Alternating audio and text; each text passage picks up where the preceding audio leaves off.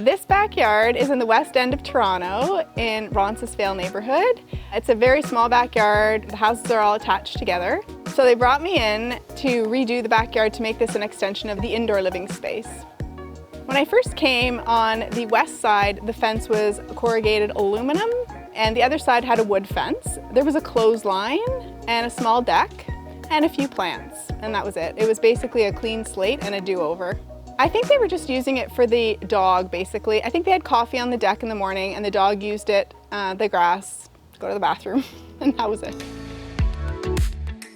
They wanted a space where they could entertain, eat outside, have friends over, sit out here at night, and the homeowner has since told me that they live out here from morning till night.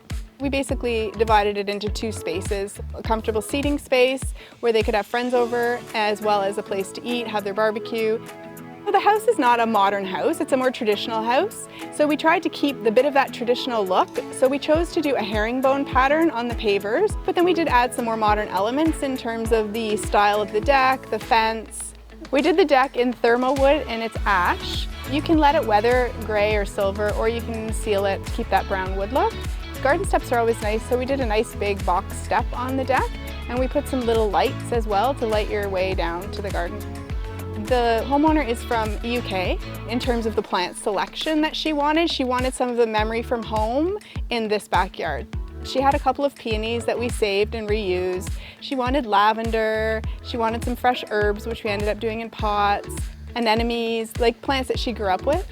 And so we incorporated those. We also did the stepping stones down from the deck that connect the patio with the deck. And we put in some creeping thyme in between just to give a little bit of that English look without the full-on English garden.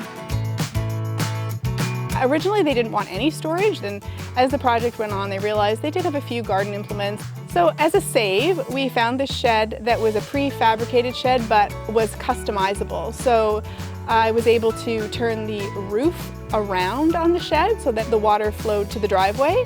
And I was able to make it a little bit higher so it cleared the fence, and then we stained it the same color as the fence. We always have to think about where the dog's going to go to the bathroom, so we did a pea stone area for the dog. And then the stepping stones go through the pea stone out to the driveway. We went with a horizontal board fence instead of a vertical fence. We painted it out a solid stain in Kendall charcoal. I like the color because the green really shows well off the gray, and it does add a little bit of that modern element to the backyard, so it's not all a traditional backyard, but it does have a few modern elements. Another feature of the backyard is the retractable awning off the back of the house. It's a great alternative to a covered porch. It's a fraction of the cost, and you can open it up and sit out in the rain or if it's sunny, and then on those spring days when you really want to feel the warmth on your skin, you can retract the awning back in. This project went really well, I must say. It was about 2 weeks to install everything.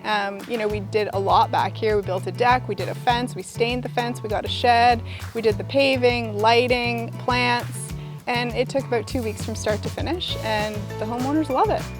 Oh, and then they had the driveway paved, but I didn't do that.